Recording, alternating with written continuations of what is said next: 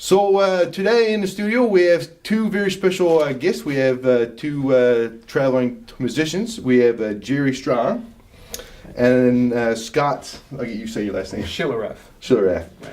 So now, why don't you guys tell us first how you guys got to where you are?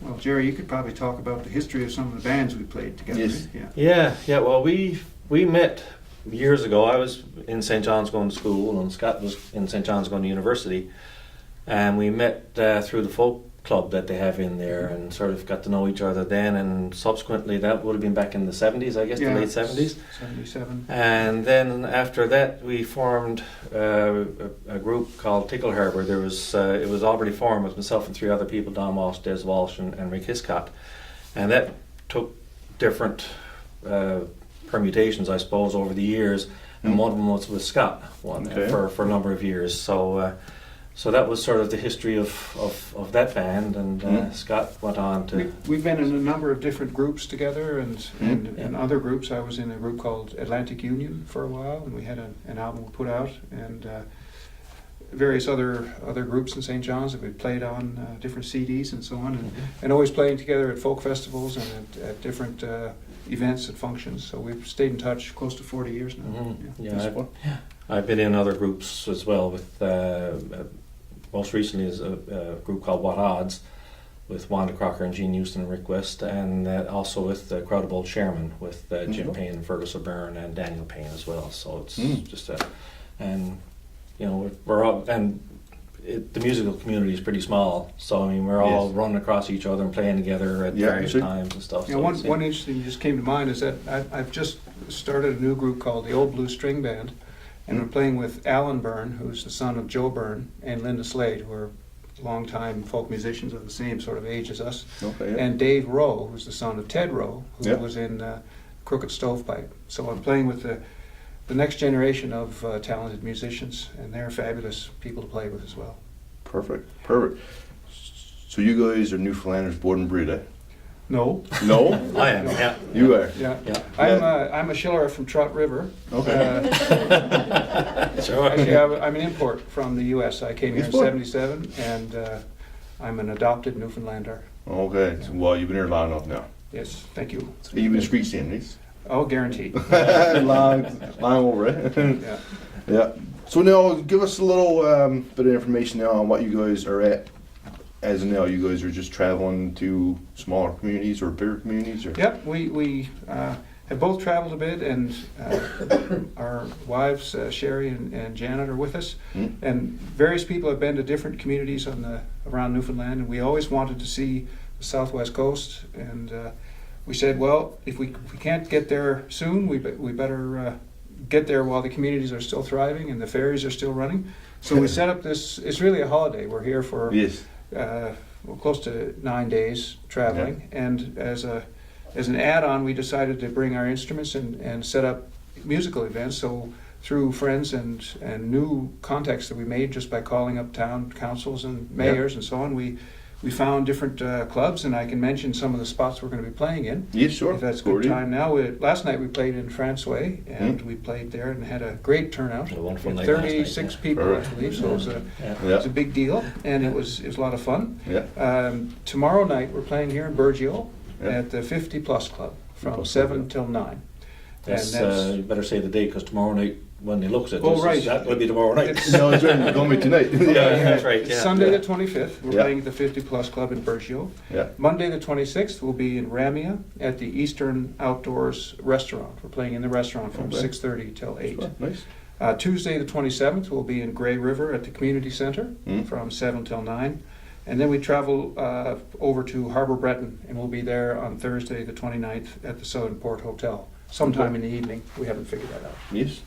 So it's a little mini tour on the southwest coast. Yeah. Perfect. Now, I got to say, this instrument you got right here, I've never seen one before. This is the first of the kind that I've seen. Okay. I can tell you a little bit about it, and Gerry has some interesting things to say about his instruments as well. Yes. This is called a hammered dulcimer, and maybe what I can do is pick it up and show the viewing audience. Yeah. This is a big wooden box with 40 different strings across it. and they're piano wire strings, Okay. and they're tuned with a little peg on the side with a little wrench. Yeah. And there's 3 places to play on this instrument. The middle part, and it has a bridge that separates the tones like that, and then the bass set of notes, which is an octave below here. Okay. So you get different notes like that. And it's basically a very primitive instrument, a very old instrument that is about 2,000 years old. Not this one, but the idea. And it's the forerunner of zithers and the harpsichord, and eventually the piano. Started with boxes with many strings across it like this. And they're played with little wooden sticks called hammers, hence the name is a hammered dulcimer. Yeah. And so when you bounce these on the strings, you get that sound. And the cool. type of instrument and the way it's shaped and the wood lets you know how much it rings and how the sound is. This one is an old instrument, it's 1978, and so it's kind of well used and it has a pretty good sound. It's sort of showing his age, but it still has a pretty good sound for his age. Yeah, that's really cool. And Gerry, you have some interesting things on your firewood. I mean, your yes, well, sometimes I feels like using it for firewood, but basically I'm primarily play the tin whistle. It was my first instrument that I learned how to play in this type of music, and I went from that to this instrument, which is the wooden flute. Now the whistle is very common in Ireland, and it's starting to be pretty common over here now as well. But when I started playing back in the 1970s, the only one I ever heard play was Dennis Ryan of Ryan's Fancy, and I didn't, there was people were asking me what I was playing. I said tin whistle, and they said, "What's that?" And I said, "It's the thing that Dennis Ryan plays." "Oh yes, one of them." But now it's becoming more prominent in the music here. I could never figure out why it didn't make the transition over this way from Ireland, because the accordion and the fiddle made it. Yes. And they're hard to carry, and you're coming over to move over here. Yeah. You want something that's pretty portable and stuff, not going to take up too much room on the boat and stuff coming across back in those times. This you can just put it in your pocket and come on with it, and that's right. it didn't seem. But I think it's probably because of volume and stuff for the dances. You wouldn't be able to hear this at the dances and stuff in the dance hall, where the dances in the evenings and stuff. So but it's from that I went on to the wooden flute. Now this flute is different from the types of flutes you'd see played in orchestras these days. Those silver ones with all the buttons on them, the keys on them. This is the type of flute that would have been used before those flutes were invented. Okay. So this is a new flute, relatively new. I bought it. I had it made for me 2 years ago, but I've got one at home that was made in the mid-1800s, which is when these would have been used, and prior to that. Okay. It was around the mid-1800s that the silver ones overtook these, and because they're easier to play, chromatically and get the different keys on with the newer system and stuff. So these became pretty much obsolete, but because they got the 6 holes on them, like this, exactly the same as the tin whistle, and they're played exactly the same way as the tin whistle, they became very popular in traditional music in Ireland and other places as well. So it's just made that shift into the traditional music from the classical music now. Yeah. Cool. And what's the other one you have better? This one here. Yeah. That's a low whistle. Okay. I use it for airs and some songs and stuff like that, to accompany songs. The regular tin whistle. Yeah. These are all in the same key. So the regular tin whistle is.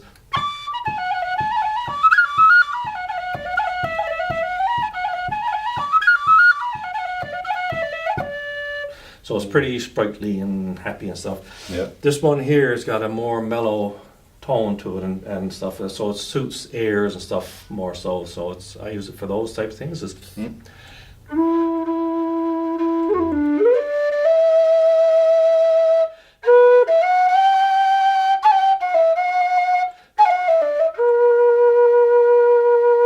That type of thing. And also for accompanying. And the flute I use for a lot of tunes. It's got a richer tone and it's got a nice bit of volume to it. Yes. And I use it for most of the faster tunes. It's also great for it can do both. It's and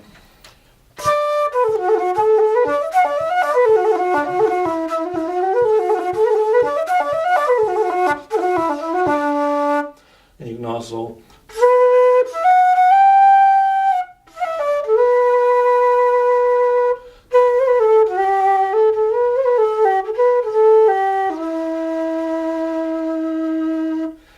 you can do both on the flutes. Yeah. It sort of Nice. suits for both. Yeah. Perfect. So you guys are going to be playing us some music. Yes, yeah. So Okay. A few tunes and a few songs to sing Yeah. as well. perfect. Also, I'd like to thank you guys so much for coming in and giving us the honor of sharing some of your music and sharing your instruments and maybe some of your stories while you're doing your music. Well, yes, Sure. every tune comes with a story. Yeah, exactly. Exactly. Yeah. All right. Thank you very much. You're welcome, and thanks for the Thank you. opportunity. It's Yeah. great. Thank you.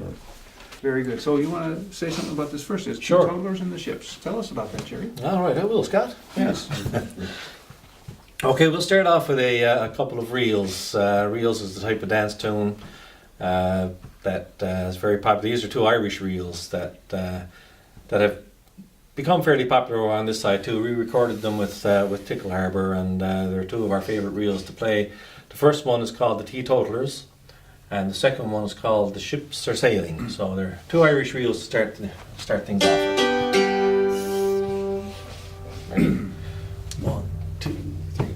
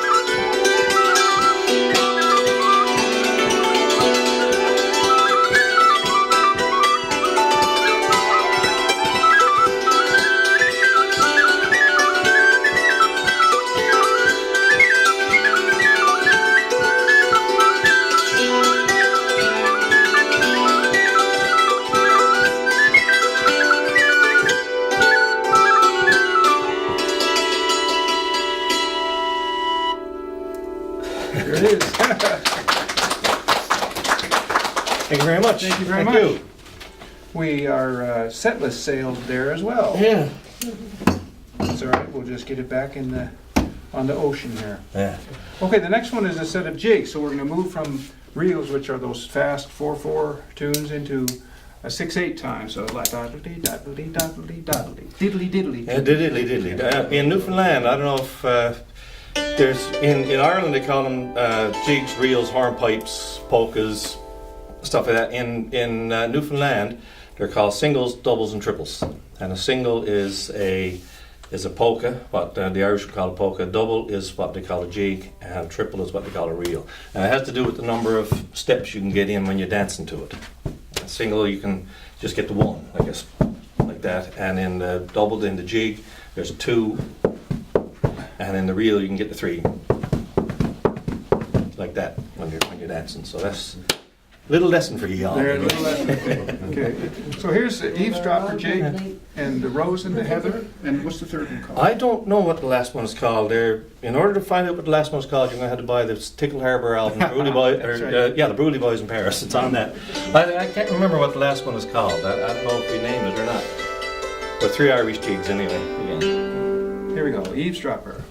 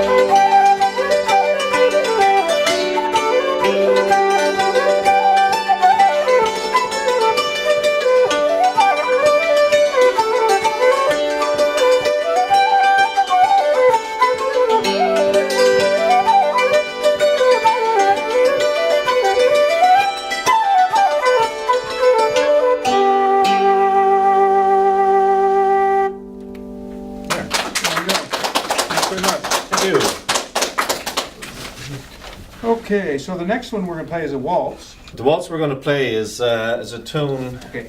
that we recorded again on that same album, the Bruley Boys in Paris album. It's a tune we got from the mandolin playing of an American mandolin player called Andy Statman. And Don Walsh, a member of our band, had one of his records in the house, and we just got drawn to this tune. It's a beautiful tune. It's a waltz. It's got a very Middle Eastern feel to it as well. Like it's kind of got a different sound to it, but which really drew us to it. So it's called the Flatbush Waltz. Yeah. Okay, here we go.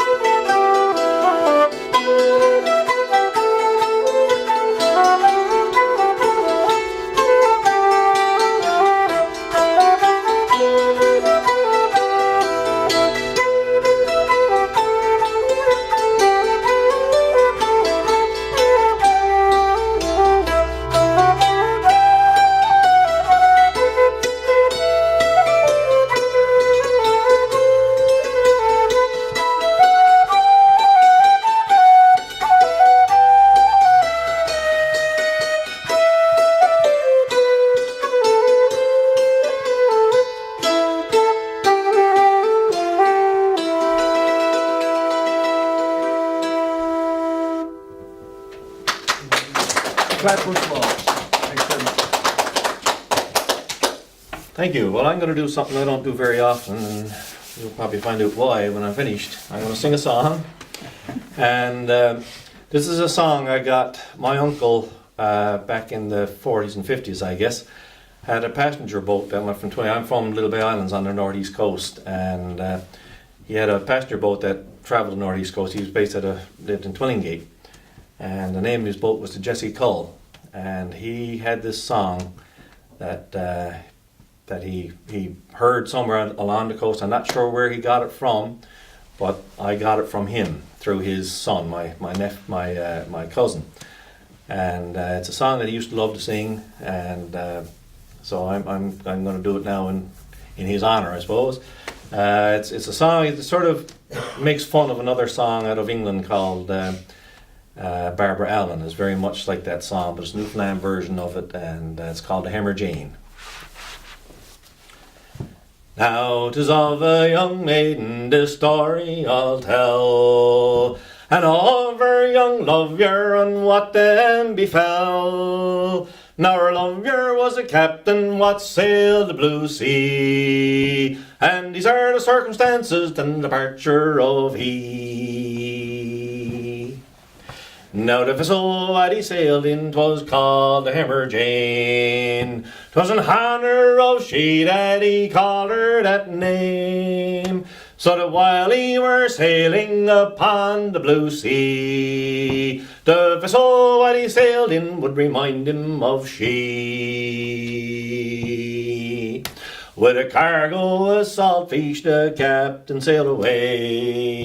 He sailed away from his true love on a summer's day. Now he never more heard of nor his vessel so brave, so 'tis figured pretty generally that he met a watery grave. On a cold winter's morning all down by the sea, Hammer Jane sat a waiting for he. On a cold winter's morning her body were found. So it is figured pretty generally she went crazy and got drowned. They buried her body all in the burying ground. They stood up in headstones saying how she were found. Alongside over it they sawed out a willow tree, so the wind in the willows would remind them of she. Not very long afterwards these your things occurred. A stranger came to the town where Hammer Jane were interred. He asked of the sexton where Hammer Jane might be, and he answered by pointing to the old willow tree. The very next morning by the side of Hammer Jane, they found his cold carcass insensibly lain, and in his breast pocket was a handkerchief of hern. So 'twas figured pretty generally 'twas the captain returned. They buried his body in a grave close by her. Alongside of his head they sawed out a wild briar, so the wind in the willows would remind them of she, and the wild briar twisting round it would remind them of he. There we go. Thank you. Thank you. So we got three jigs coming up: Sally's jig, Brother's jig, and the Kess jig. And Gerry can talk about the history of these different jigs. Well, Sally's jig is a jig that I've heard from the playing of Minnie White. Now, Minnie White is pretty well known. She was an accordion player. She spent most of her life in the Cadroy Valley, but she's from the south coast. I believe she's from over around Burgeo, or over around Bay Despair way. Yeah, Bay Despair, yes, yeah. So, yeah, she's from there. She moved to the Cadroy Valley as a young woman, and she lived most of her life there. And there's really, there's a story about her. As she got older and stuff, her bones got very soft and stuff, and she got a very bad curvature in her spine that sort of started to cut off her windpipe and stuff, and she was in the hospital for the last months of her life and stuff, and just basically waiting to die. And a friend of mine used to check on her every day, and I was asking this friend one morning, I said, Jim, I said, how's Minnie? Have you been talking to Minnie? How's she doing? And Jim said, well, he says, I called her this morning, he says, and see how she's doing. I said, how you doing, Minnie? And Minnie said to me, he said, Jim boy, she says, I tried to die last night, but I couldn't. She said, yeah. So even like her sense of humour, her spirit was still there right up to the end. I mean, she was a good old soul. So this first tune is Sally's jig, comes from her playing. The second one, Brother's jig, comes from Emile Benoit, fiddle player from the Port-au-Port Peninsula, Blackduck Brook, and he wrote the Brother's jig. And the last one is a very common Irish tune that we both like very much. It's called the Kess jig. So we'll try those. Ready? 1, 2.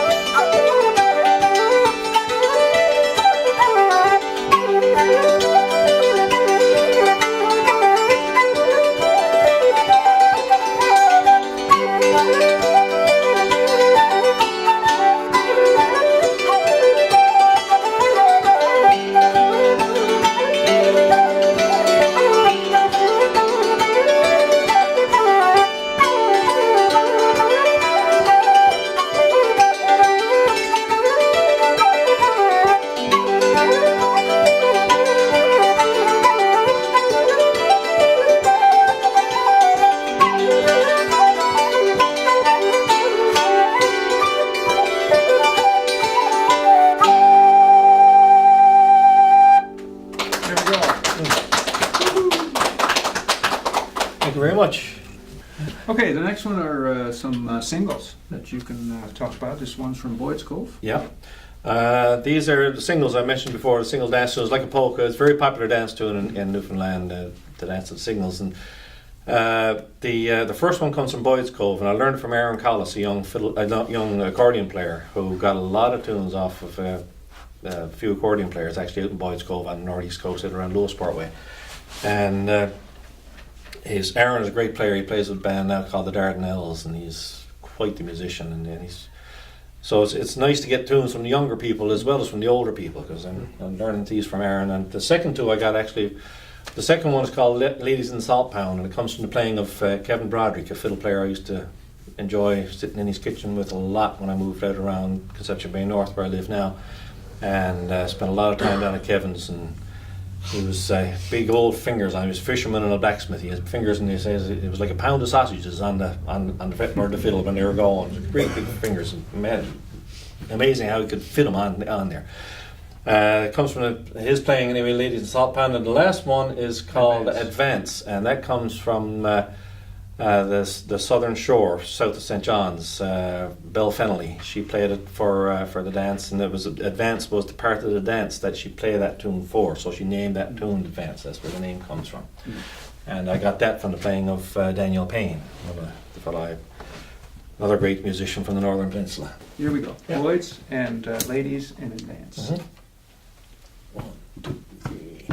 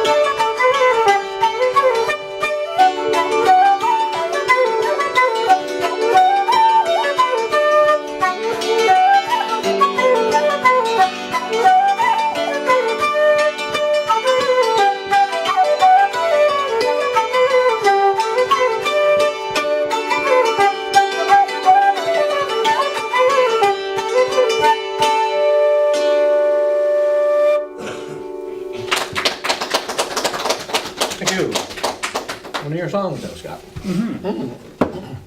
Okay, so normally I play with wooden hammers. I know who bought this mug. Yeah, it wasn't me. Normally I play with a little bit of wooden hammers with a little bit of tape on the end. It has that sound. But we also have hammers that have leather on the ends, like this, and they have a different sound. Very soft.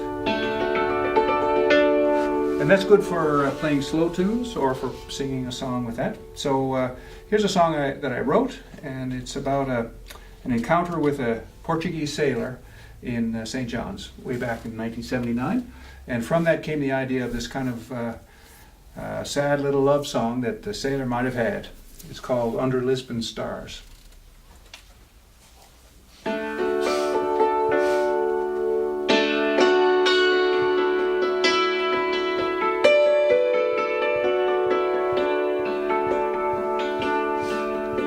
a sailor with a lonesome heart in a gazebo in Bannerman Park, where he'd stop to roll a smoke and rest a while, with a photo in his hand. He wished that he was home again, under Lisbon stars far away where olives grow.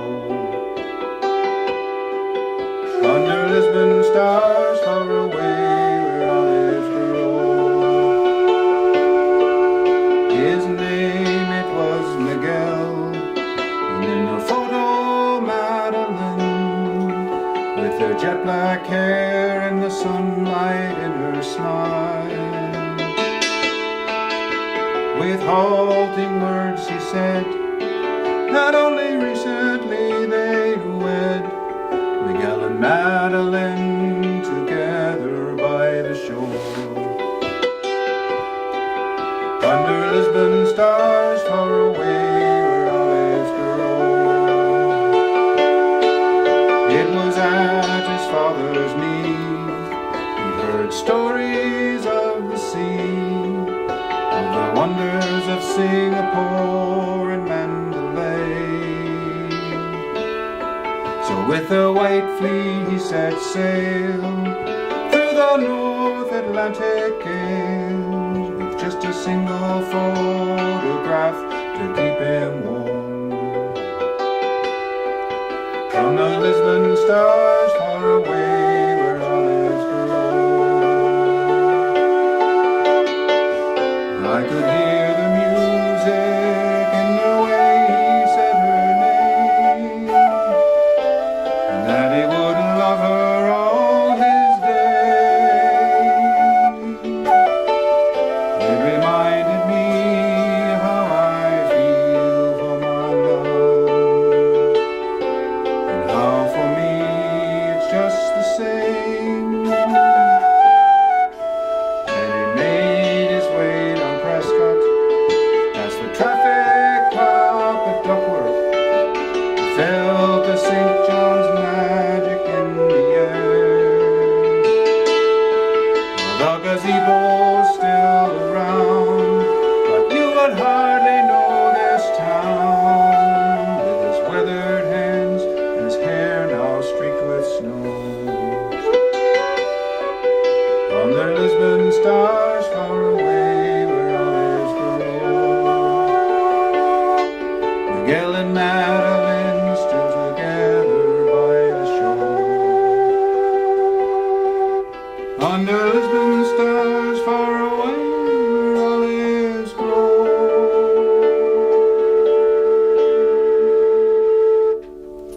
Under Lisbon stars. Thank you. Okay. Well then, that was our penultimate It was number. our penultimate number, And yes. then our last number coming up, this is a set of fast reels called Whiskey Before Breakfast, the Liberty Two-Step, and Little Beggar Man, Get out your hard hammers with the hard hammers. Yep. and your hard hats. Yeah, hold on to your seats now. Okay, Whiskey Before Breakfast, Liberty, and Little Beggar Yeah, Man. I'm in a second one.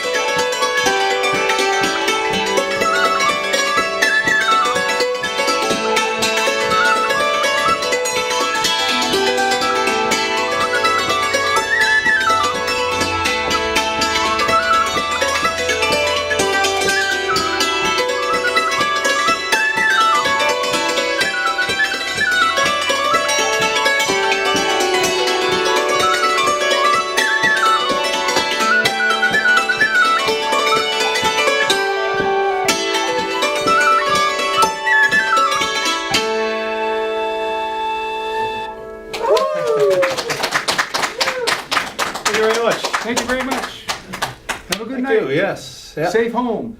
Yeah. Hope to see you in All the other places we're Burgeo, playing. Ramia, Grey River, and Harbour Britain. Right on.